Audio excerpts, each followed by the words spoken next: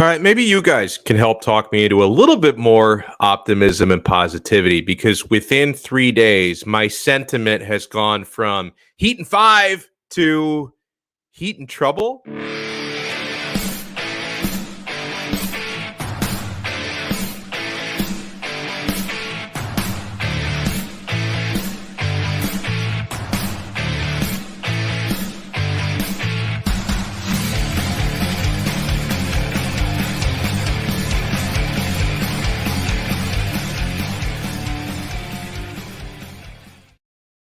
Oh, it is. It is a Monday episode. Happy Monday, if there is such a thing. Hello and happy Monday to everyone watching us live on 5 Reasons Sports YouTube.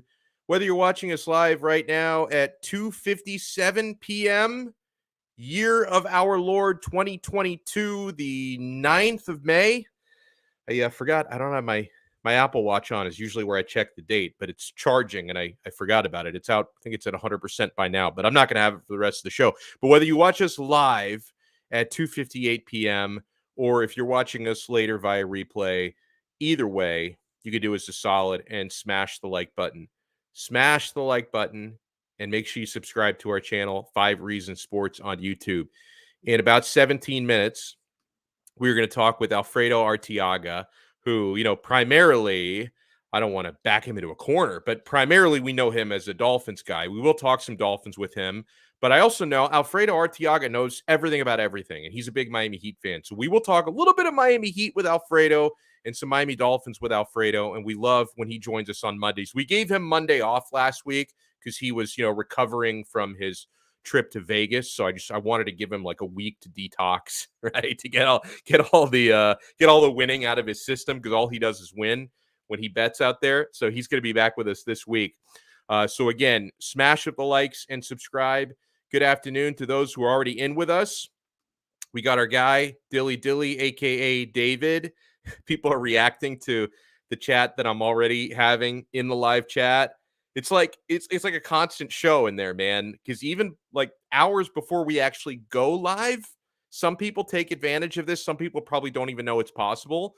But even hours before we go live, you can go in and you can send messages in the live chat. So sometimes people will have conversations with each other or even conversations with me before the show even starts. And I said something in here about how I think it's time to give Duncan Robinson a chance. And then Brooklyn Rob says, wait, Mush wants to, in his words, give the $80 million bricklayer. That's actually $90 million bricklayer. He wants to give the $90 million bricklayer a chance. We threw you off the Duncan train. Can't get back on it now. Desperate times call for desperate measures. Now, I don't want to freak too many people out. I titled this episode in a way that might seem a little alarming because we're not at DEFCON 1 yet. Now, remember, 5 is less severe. 1 is most severe DEFCON level. A lot of people get that mixed up. We're not at DEFCON 1. We're at about a DEFCON 3, okay? So I asked the question in the title of this episode, will they blow the series against Philly? And in the thumbnail for the episode, it says Heat in trouble. Now, they're in a lot more trouble today than they were 3 days ago when they had the 2-0 series lead and everything's good. Now, here's a great stat that was shared by Greg Sylvander on 5 on the Floor last night. In the history of their franchise, the Miami Heat are 18-0 in playoff series where they start 2-0. Historically and statistically, that's reassuring. Obviously, every year, every team, and every series is different. So history may not mean jack shit if Joel Embiid keeps playing the way that he's played since returning these last couple of games, and James Harden keeps shooting the way that he shot last night. Now, you have to transport that from Philadelphia to Miami because, remember, these last 2 games were road games for the Heat. It's always easier when they're at home at FTX Arena. So statistically and historically, we have absolutely nothing to worry about. But I'm not quite there, man. I'm not quite there. Now, the Heat lost 116-108 last night. And there are a couple of glaring reasons why the Heat lost that game. But I think Ethan made a great point on 5 on the Floor yesterday, and that is it's okay to be a little bit concerned and also a little bit frustrated about, not winning one of those two games in Philly, which essentially would have put the series to bed if you'd taken, 3-1 or a 3-0 lead, right? It's okay to be a little bit frustrated because I've seen some people on Twitter tell me, like, hey, Donno, you're crazy. Why would you even be worried about this? Don't even think about blowing the series. Once they take it back home to Biscayne Boulevard, everything's going to be fine. They didn't shoot well on the road. That's usually how it goes. Philly shot better on the road than they'll ever shoot. It's just the home road thing that made all the difference. But no, I thought Ethan made a good point in that it's not just going on the road. Joel Embiid's return has made a monumental impact for the Philadelphia 76ers. Now, okay, what do the odds say about the Heat advancing? Despite recency bias of losing the last two games, the Heat are still favored by the odds makers to advance to the Eastern Conference Finals. They are minus 140 favorites. So if you want to go on to your favorite sports book, and I know your favorite sports book is also mine because BetUS.com have been helping our viewers and our listeners make money since they've been with us back in July. That is America's favorite sports book and my favorite sports book. Use our code 5RSN125 for a 125% sign-up bonus at BetUS.com. So if you want to place money on the rest of this series, Heat minus 40. That is the odds. The Heat are favored to advance. And when you take a step back and look at the situation from here on out, you feel relatively good about Miami's chances because this has now become a best-of-3 series the rest of the way, with Miami having 2 out of 3 at home. So home court advantage is still intact. You still have a best-of-3 series. It was actually Pat Riley who coined this phrase. I've heard this phrase a million times. I don't think I realized until yesterday because somebody pointed this out to me on Twitter. My friend Art pointed this out to me. The person who coined this phrase was Pat Riley back in 1981, who said that a series does not start until a home team loses.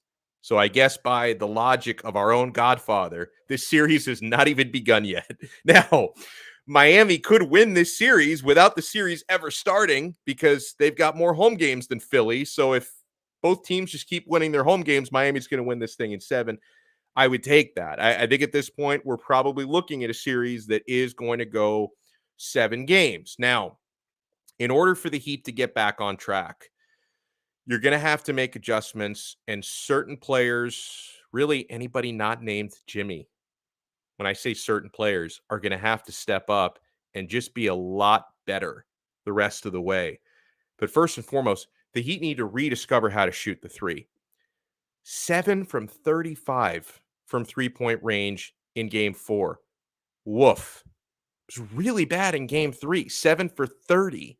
I didn't imagine it would get worse from game 3 to game 4 because game 3 was just an embarrassing offensive night for the Heat in general. What do they have? 79 points total in game 3. So I'm like, how could the shooting actually get worse from game 3 to game 4? And it did. They were 7 for 30 in game 3, 7 for 35 in game 4.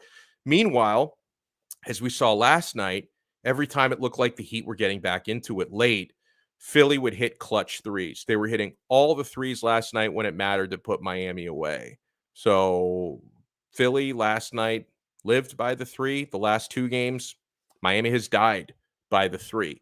And yeah, I'll reiterate something that I was talking about in the chat with Brooklyn Rob. If you hear me saying this, me of all people, I'm getting a little bit desperate for adjustments, okay? But Spo, if you're watching this, I know you're a big fan of the 5 Reasons Sports Network.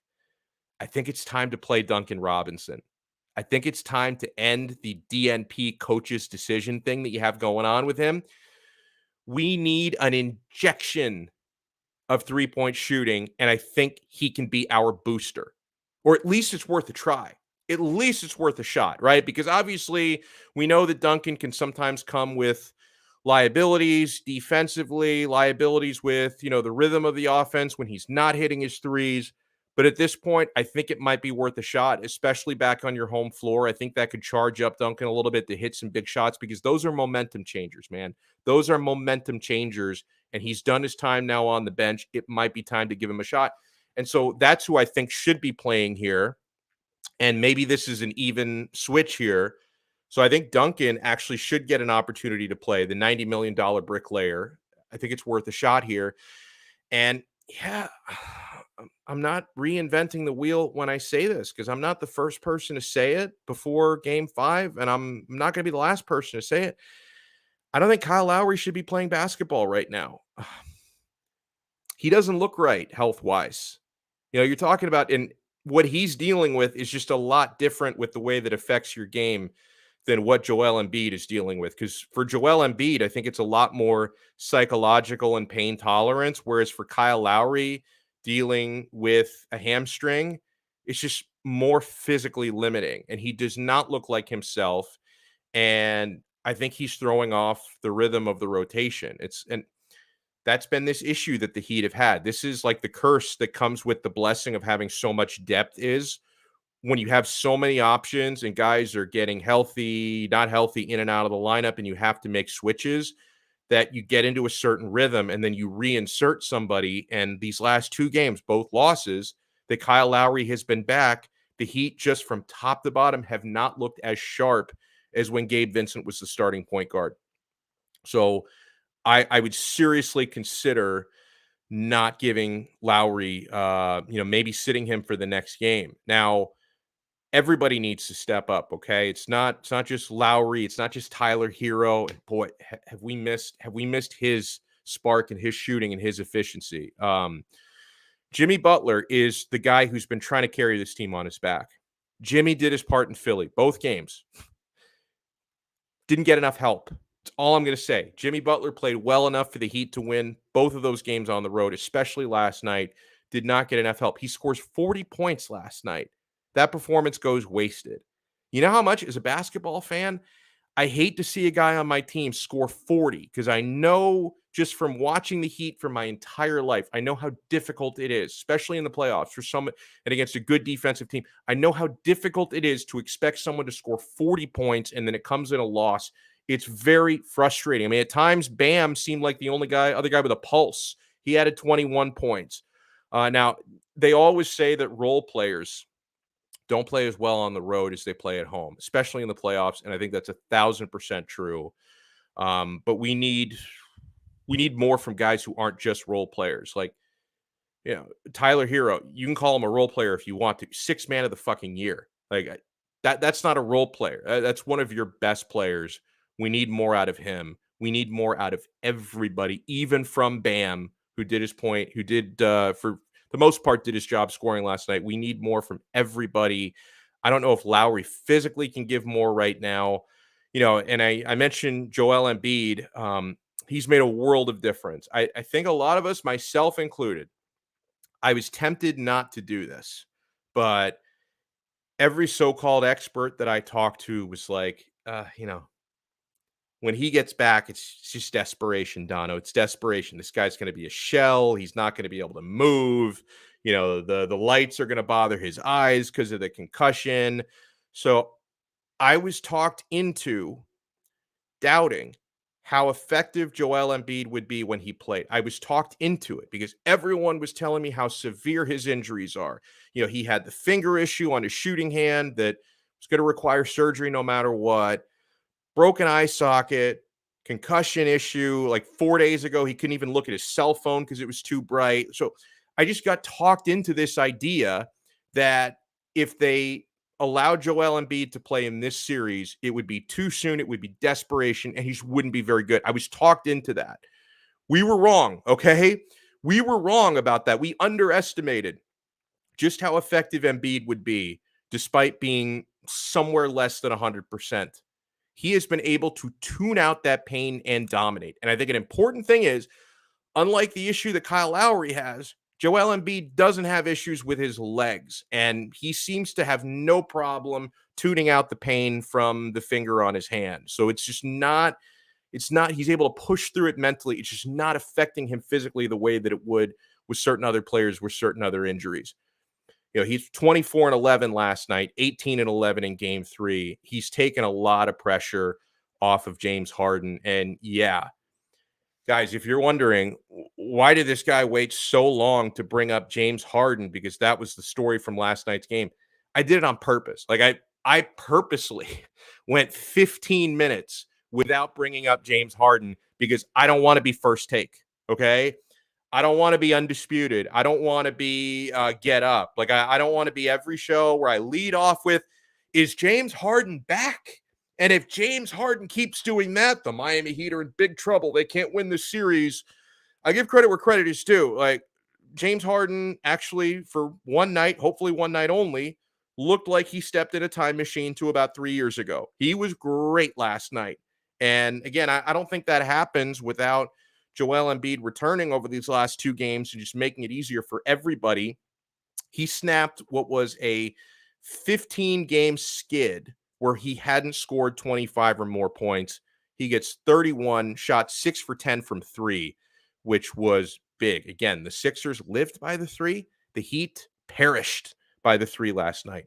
And by the way, I was watching a little First Take this morning. I know I said I don't want to be First Take. I do watch it because I want to see what not to talk about. That's primarily why I watch, or at least not what not to lead off with. Okay. We have a Judas in our midst, a Benedict fucking Arnold. You know who that is? JJ Redick. I thought for a few weeks he was our guy. He is a turncoat. He sold us out, JJ Redick. I was watching First Take this morning, and JJ Redick announced he has changed his pick for this series. He was all in and bullish on the Miami Heat, and now he sees the Heat drop a couple of games on the road in Philadelphia. The series is even. The Heat still have 2 out of 3 at home, by the way. And JJ Redick announced that he has changed his pick from the Heat to the 76ers. So we have been stabbed in the back. Oh, and you know what, Shake? He may be right about this. I would like to get paid like I was on First Take.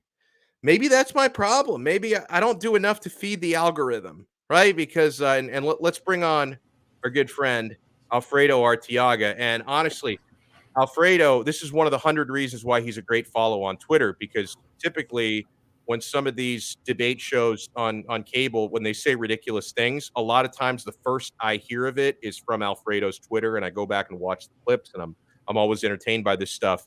Alfredo, how you been, sir? How was your weekend?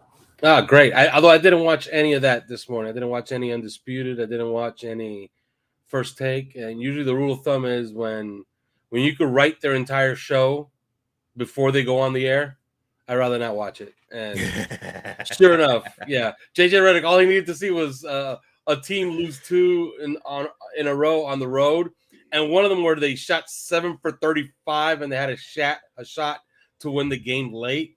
Yeah. That's all he needed to see was, I'm rats off a ship. I'm jumping ship here. I'm completely out. You know what I mean? So yeah, when it's predictable, I don't bother. Yeah, and you're right, because the 76ers and the Heat, they wrote all of their shows for them, because everybody who hosts and works on one of these shows, they were praying for Philadelphia to make it a series, right? Because, dude, Philadelphia, they've been the more narrative-rich side, right? The Heat don't have a whole lot of narratives because all they've done this season is just take care of business, right? Yeah. Like, the only blip of drama that they had, and they milked this, was, the little the altercation like a month ago in the timeout against Golden State. Like that was the only drama the Heat had all year, and ESPN just milked it for weeks, okay? Whereas the Sixers, James Harden is walking drama. Joel Embiid's injury was drama. So, yeah, they were begging for these guys to get back in the series. Now, as I noted before you came on, Alfredo, the Vegas odds are still in the Heat's favor the rest of the way. They're minus 140 favorites to advance, so to win 2 out of the next final 3 games of the series. Are you worried at all? No, I thought this last game was very encouraging. I thought Game 3 had like little life and little effort. Game 3, when they tied it, I believe it was at 57-all.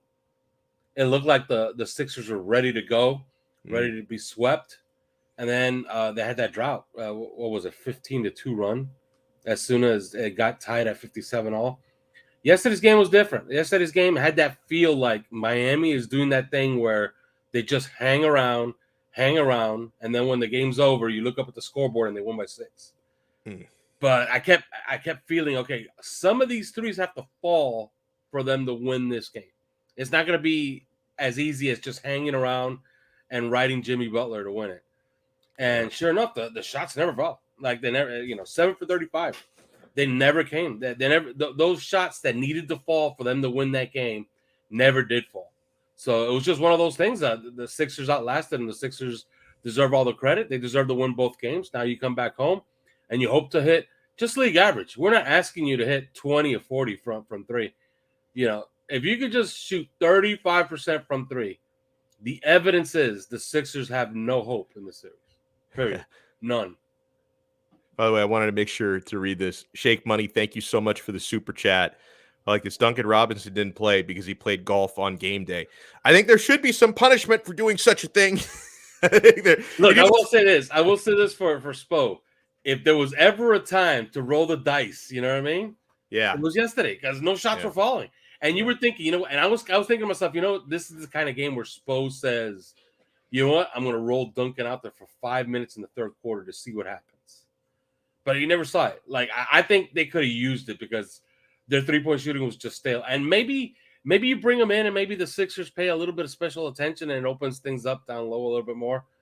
Because I thought the team played fine. I thought the team played good enough to win a playoff game on the road, I thought. That just the shots didn't fall. And you need to hit something. You need to hit at least league average against this team. They're not a bad team. Sixers are a decent basketball team. You got to hit at least league average. Instead they hit 21%. Yeah, that's not going to cut it against anybody. I agree that it would have been a good time last night to actually give Duncan a little time. So do you think he gets an opportunity in game 5, or does Spo just kind of hope and assume everyone else will shoot better? We'll keep Duncan on the bench. It has to be at the expense of somebody, right? Right. So I don't think Lowry should play anymore for what it's worth. So I think he's playing well defensively, and you keep hoping that he's going to give you something offensively, but it just doesn't come. But I think he's fine in the role that he's playing because they have enough offense when they get going. So at whose expense is Duncan going to play? Is it going to have to be Strus? I think you roll with what you have, and if Strus is not on fire like he has been on some of these games to start off, then you go to Duncan in Strus's role. And just turn that position into those two guys and just do that. But don't make it at the expense of anybody else, especially not Oladipo. Oladipo's giving you plenty on the defensive end, and he's giving you some offense. He looks like he's getting his legs under him. He looks like he'll be an important part of this run going forward. So, yeah, if it's going to be at the expense of anybody, make it at the expense of Max Strus. So just to put a bow on the Heat stuff, we'll get into some Dolphins. I'm going Heat in 7. So I think this is going to end up coming down to the wire. I think you've already tipped your hand to thinking the Heat will still win this series. Do you think it's going to be 6 or 7, Alfredo? 6. They'll win this game comfortably coming up tomorrow. And then I would say that game 6 is going to be knockdown, drag out, flip a coin, and it could go either way. And I say that the Heat just hold on and win by 2 to finish this thing off in 6. I like it. Some people in the chat agree with you. You see Indade says Heat in 6. My guy Fernando, I think he's a little bit angry about the title of the episode, and I'll be real here. It was designed to make you a little bit angry. He says no, they will bounce back in game 5. I put Heat in trouble in the thumbnail for this episode. Listen, it'll be historic. If they manage to blow this, it'll be historic because I think what's the record? They're 9-0. In their history when they take a 2-0 series lead. I heard, maybe I'm wrong or maybe he was wrong, but I think I heard Greg Sylvander say 18-0. Maybe either I heard that wrong or he said it wrong, but I heard that. I was listening to 5 on the Floor from last night this morning, and I heard him say 18-0. I'm like, all right, that could be right. That could be right. It could be 18-0. Last I heard it was 9-0 when they take a 2-0 series lead. So. Okay.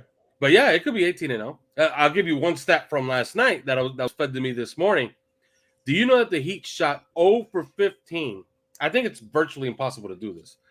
But they shot 0 for 15 on threes where they used the screen to get open. So we're talking about 15 times they perfectly executed a wide open 3-point shot. Wow. And none of them went in. Wow. Okay, so that tells you all you need to know. So if you're going to say, the Sixers are playing great defense, well, 15 times they did not play great defense, and they got 15 misses anyway. So Jesus. that tells you all you really needed to know. Had they shot 3 for 15, they would have won the game. I'm actually, Fernando, I'm disappointed that you're not angry. I was trying to make people angry with the episode title, but I'm glad you're happy. Actually, you know what? Anger sometimes leads to people hitting the dislike button, and I do not want that. I want as many likes as possible. And yeah, I want to remind you guys, if you're here, whether you're watching us live or you're watching us via replay later on, do us a favor because it helps me and it helps the entire channel because we're all part of the 5 Reasons YouTube family. Smash the like button. And make sure you subscribe to 5 Reasons on YouTube. And of course, Alfredo is a huge part of the 5 Reasons family, hosting 3 Yards Per Carry, which is the quintessential Dolphins podcast. These guys, they get me through every season and every offseason. Now, I didn't talk to you last week. I let you detox for a week after Las Vegas. So give me your quick reaction to the draft. The Dolphins didn't have a lot of picks. How did you feel they did with the limited picks they had? It was not eventful, really. Channing Mhm. Tindall is a nice pick. He was on my short list of guys that I would have been very happy with at 102. He figures to play plenty. Other than that, the rest of the draft, I guess they kind of punted. Maybe I'm completely wrong about Kunama, the wide receiver, but to me it seems like it's kind of a wasted pick. You got a day 3 pick for Devontae Parker, and then you use a day 3 pick on his replacement. You know what I mean? Although it's not the same pick, I kind of didn't like that pick, especially when there was certain guys on the board that they could have gone after, namely on the offensive line. Yeah. But they did okay with the UDFAs. As far as the 7th round, I think it's a complete punt. Like, very non-eventful. But you got to be happy with 102. And we talked about this before. If you're upset about 4th and 5th and 6th and 7th round picks, then you know a lot more about the draft than anybody else does, right? Well, you know what? That's what happens when your team doesn't have anything in the first 2 rounds. You start to scrutinize everything because if the Dolphins had like a high 1st round pick and a high 2nd round pick, nobody would even be paying attention to who they picked at 102 and beyond. Yeah. Like if you don't like a 1st round pick, you could reasonably say, okay, this is a bad pick. Or even a 2nd round pick, you could say, look, this guy was on the board and I would have liked this guy instead. But at 102, Channing Tindall is like, he's at the top of the list of the kind of guys that you would want at pick 102. He was precisely one of the guys. In fact, I did a show with you a few weeks ago. It says, look, when in doubt, just take a Georgia defender at 102 and you're probably going to be fine, right? Sure enough, that's exactly what they did. So, and not only any Georgia defender, they took the team captain. They took the team I did like captain. that. When I saw he was the captain, I liked that a lot. So, past that, okay, great. I can nitpick the rest of the draft. I thought the rest of the draft was a total punt. There's a couple of nice players like Deach, the right tackle in UDFAs, and one of the UDFAs. And then I believe there's another one that they got who's a guard. His name escapes me. But those are going to be interesting guys in camp. But, yeah, I'm happy with 102. The rest, By the way, I wanted to ask you about a player that, like, in the early stages of free agency, which feels like 3 years ago, I thought was on the Dolphins' radar. I think he's still available. Like, what's going on with J.C. Tretter, the center who was cut by Cleveland? Like, I know he's like, I kind of wonder if, like, I can think about it from a conspiratorial mindset because he's like the head of the players union and he's been like advocating for everybody to get more guaranteed money. So I wonder if like he's making it tougher for himself to get signed somewhere because maybe people are afraid in the negotiation or whatever. But like I'm shocked that he's still out there, and I don't know if you think the Dolphins might still be in the mix for him. I know that they had some interest, but as far as I was told, there was really no movement one way or the other. So, maybe something happens down the road, but as of right now, nothing's imminent. Yeah, that we know of. It has to be. You would think it has to be something physical, right? Because Brooklyn Rob says, Brooklyn Rob says he's got a knee problem. I wasn't aware of that, but yeah, that and if he's running around talking about people have to get more guaranteed money, you would think he's probably one of the guys that he wants to get more guaranteed money, right? And maybe the Dolphins are not willing to pay that money. And as far as we know, last year Melvin Ingram had a visit down here and had asked for a 100% guaranteed 1-year deal Mm. from Miami. Miami was unwilling to do it. Kansas City did. Okay. After they traded for him from the Steelers, they guaranteed the balance of his $4.15 million contract. So Melvin Ingram came down here and had a visit. I'm pretty certain that that's exactly what he asked for once again. So that's something that, look for later on in the year, maybe June, for movement on that end. Dolphins have also spoken to Akeem Hicks. These are all sexy names, right? Mm-hmm. And these look like, nice depth signings, especially a veteran. Like, you kind of want a veteran presence around these younger guys on defense, right? Yeah. So all of those will be nice guys and nice guys to add. But, I wouldn't read too much in there not being any movement, because if you notice, they're not signing anywhere else. So it's probably that they're asking for, maybe 100% guarantee on their 1-year deal. So look for like June. The closer it gets to camp, the closer we'll have movement on those things.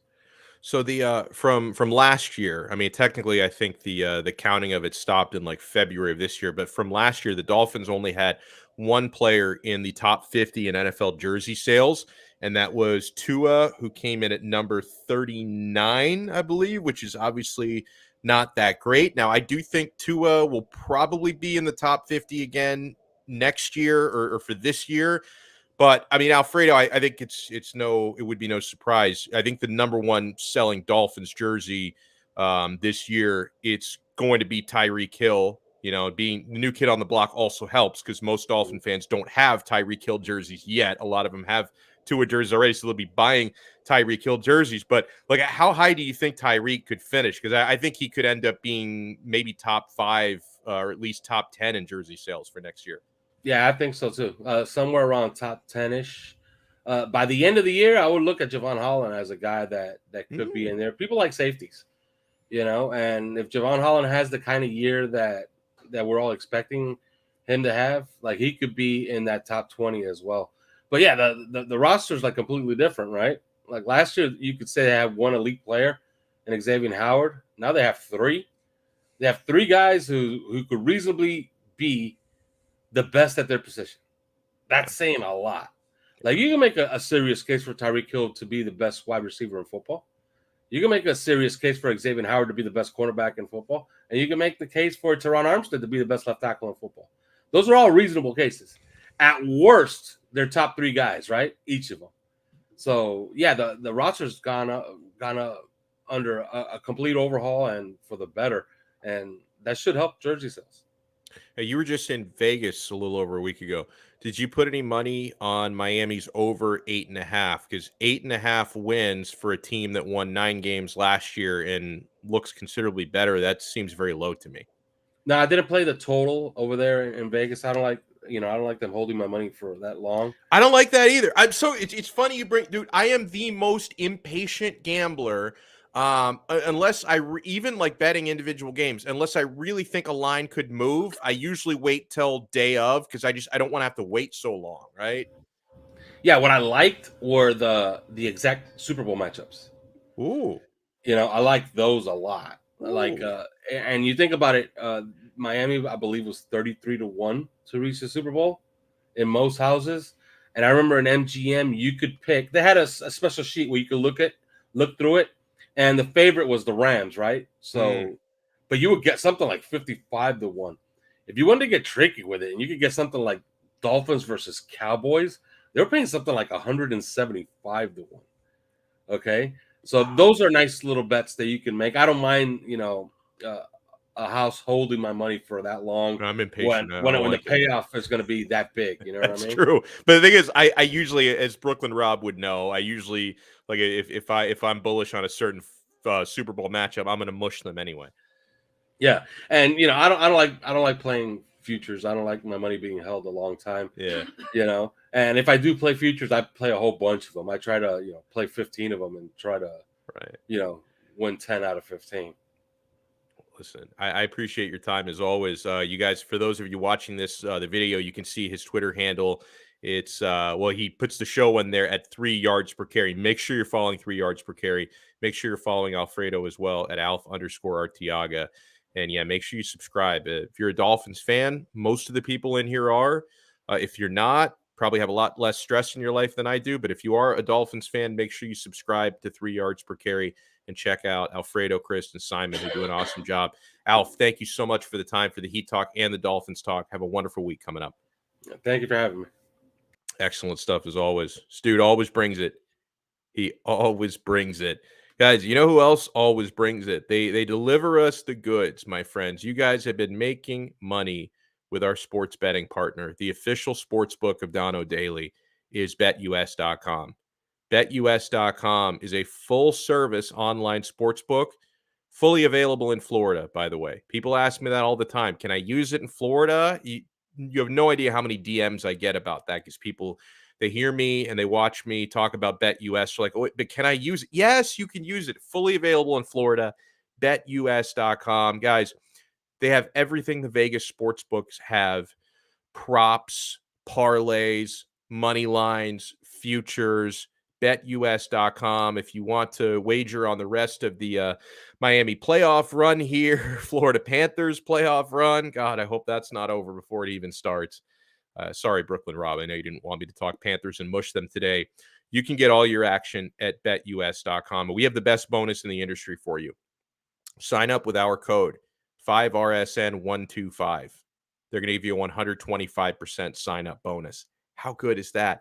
5RSN125. Use that code to get hooked up. You deposit $100, they're going to give you $125 of free play money on top of your deposit. How good is that? You can bet sports, play in the full online casino. I play blackjack in there for real money. It's like having Las Vegas in your pocket, I'm telling you. BetUS.com. You bet, you win, you get paid. BetUS.com. Want to read some of the comments in here before we get out of here for today. Canes 1989 says, I'm so disappointed in the Heat. I thought they would handle business, not lose both in Philly. I thought that they would split in Philly. So yeah, I'm very disappointed that they didn't get it done last night. I'm disappointed in anybody not named Jimmy Butler because Jimmy played his butt off yesterday and in game 3 as well. 40 points yesterday. Like Jimmy was more than good enough to get the job done, just didn't get enough help. So you got to hope he gets that help at home. And yeah, listen, guys, the complexion of the series changed. I underestimated just how much of an impact Joel Embiid would have given his injury issues if and when he came back. He came back in games 3, 4, and it was a big lift. And the fact that James Harden played a vintage game last night in game 4, that helped as well. But despite all that, the Heat were still in that game very late. So I'm not going to say yet that I'm this disappointed in Miami. Like I don't know if I'm so disappointed. I'm just disappointed with the situation. If they drop game 5, though, the Heat, full freak out mode for me. And don't even get me started on the Panthers, right? It's like I mentioned for the Heat, we're at like DEFCON 3, which is right in the middle. Remember, 1 is very bad. 5 is not that bad. People get that mixed up all the time. So DEFCON 1 is the worst. I'm at like a DEFCON 3 with the Heat. I'm at definitely a DEFCON 2 with the Panthers, down 2-1, and they got to play game 4 in Washington. If they lose tonight, cancel Christmas. Like it's over. It's over for the Panthers. They're not coming back down 1-3. So it's a must-win game for the Panthers in game 4. So hello to Indade. Hello, Canes 1989. Hello to Randy Chambers.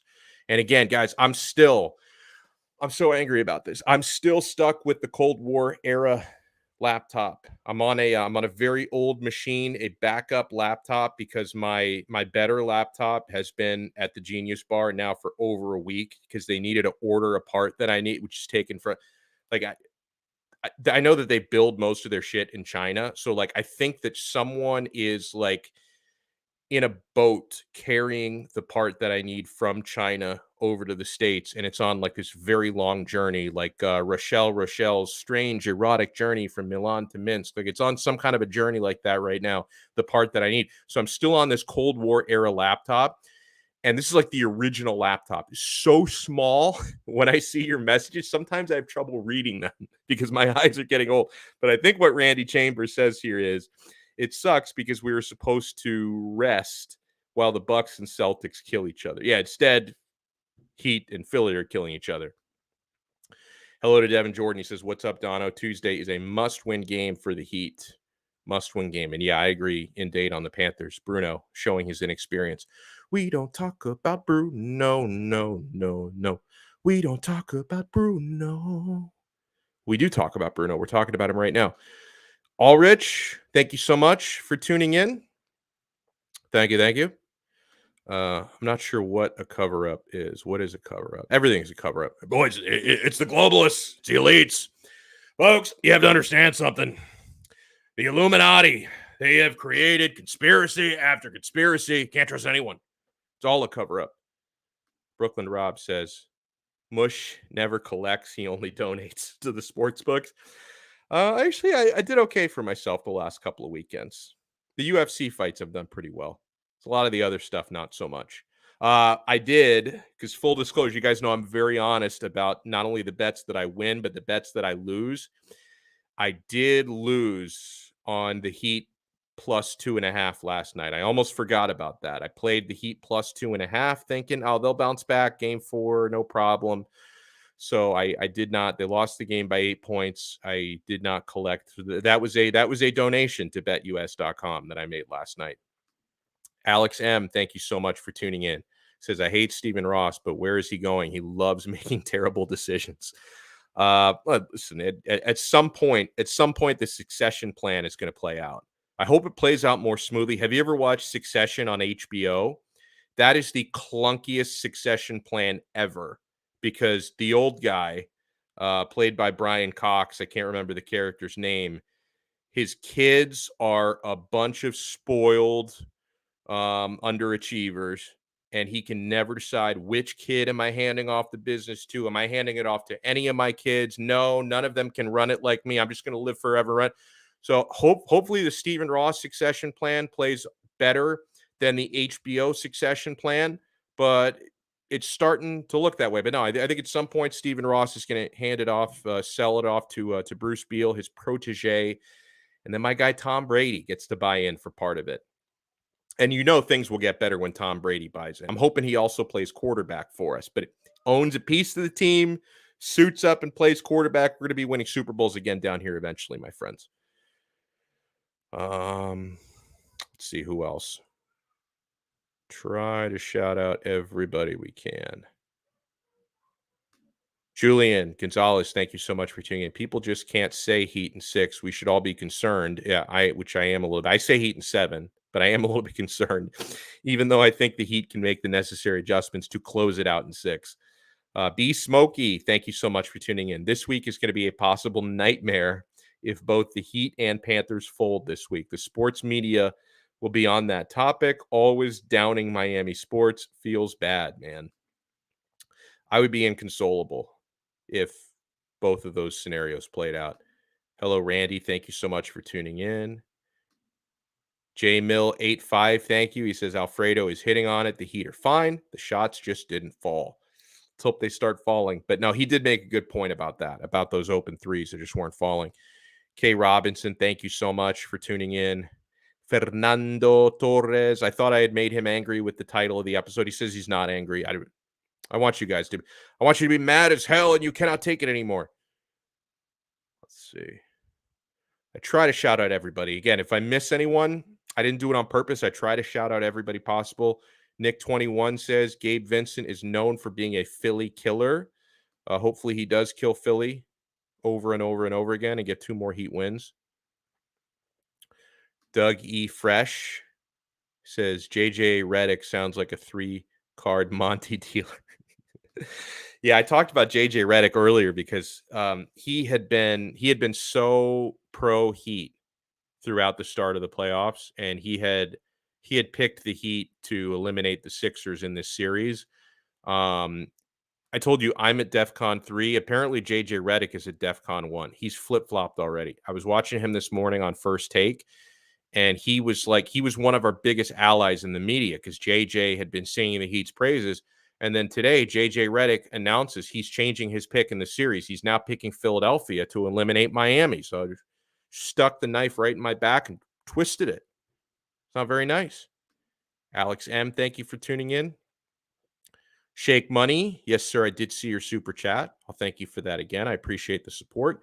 Yeah, guys, the super chat is always open. It's by no means is it mandatory. You can use the free chat. We read as many of the messages as possible. But if you do want to give something to the channel, the tip jar is open. You hit the little super chat icon. You can donate a little money to the channel. If you want to do it, great. Thank you. If you don't want to do it, it's not a big deal. Or if you're Brooklyn Rob and you're frustrated because you've given to the super chat and I'm still mushing his teams and he doesn't want to do it anymore, I totally get that too. It's fine. Let's see who else. Anthony Serrocco.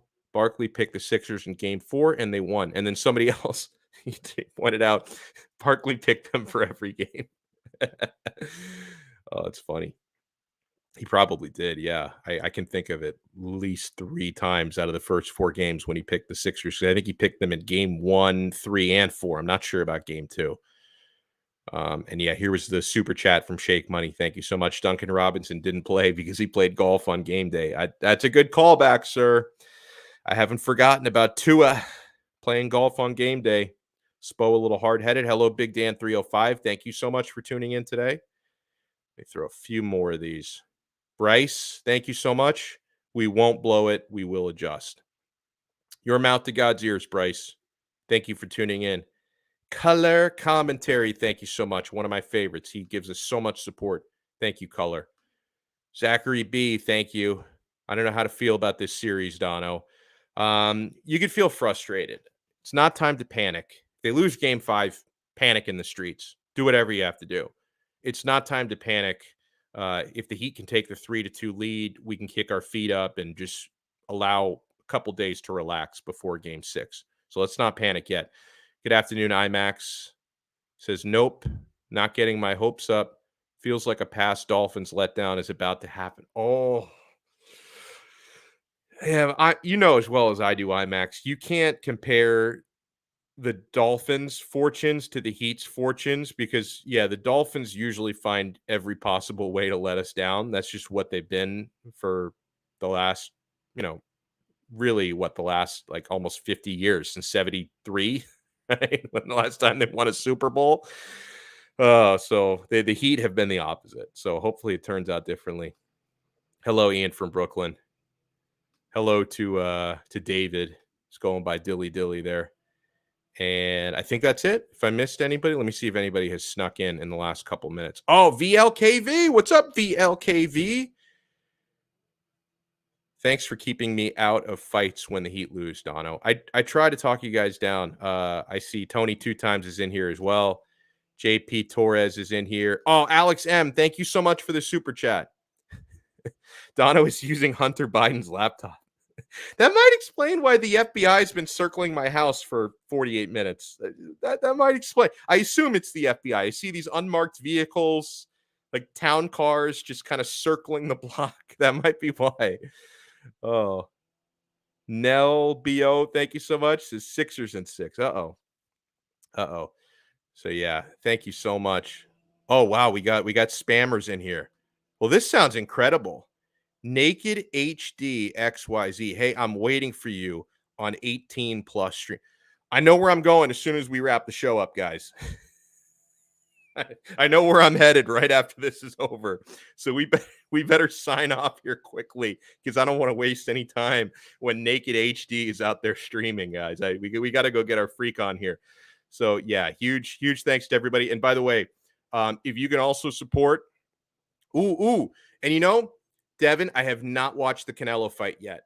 That's on my to-do list this week because between NBA and NHL playoffs, parenting, and the UFC pay-per-view, I have not watched Canelo yet. And in fact, I didn't even see the results. So I'm going to be watching it back probably tonight or tomorrow so I can talk about it later in the week on 5 rounds. But thank you, sir, for the super chat. I appreciate you getting in there.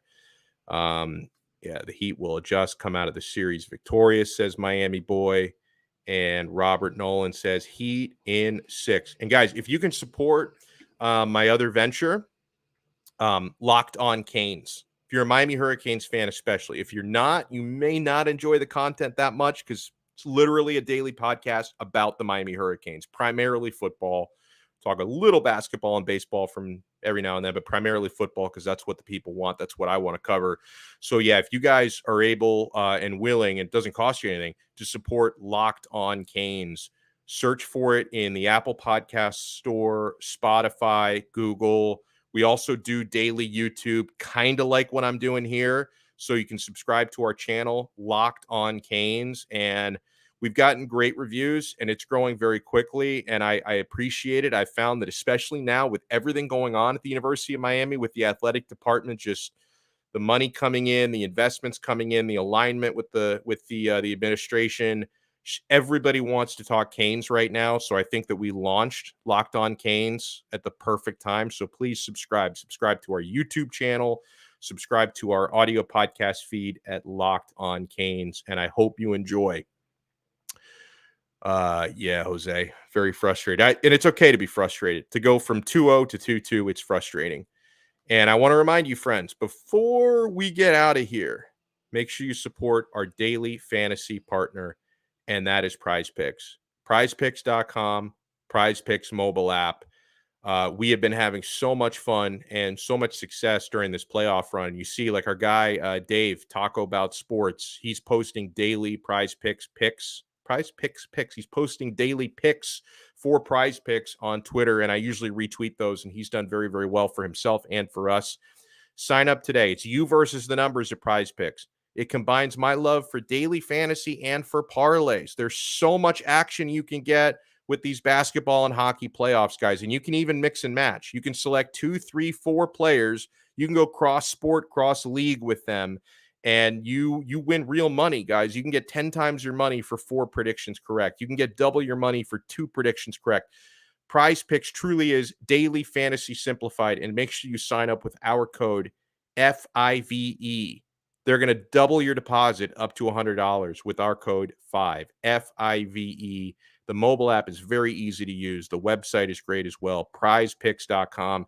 It is daily fantasy simplified. All right, my friends, that'll do it for today. Yeah, Jose enjoys PrizePicks.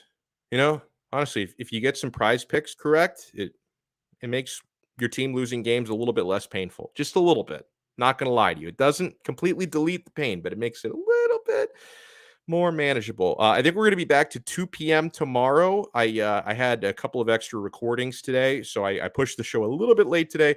We'll be back live at 2 p.m. tomorrow, so we will see you then on another episode of Donno Daily on the 5 Reasons Sports Network. See ya.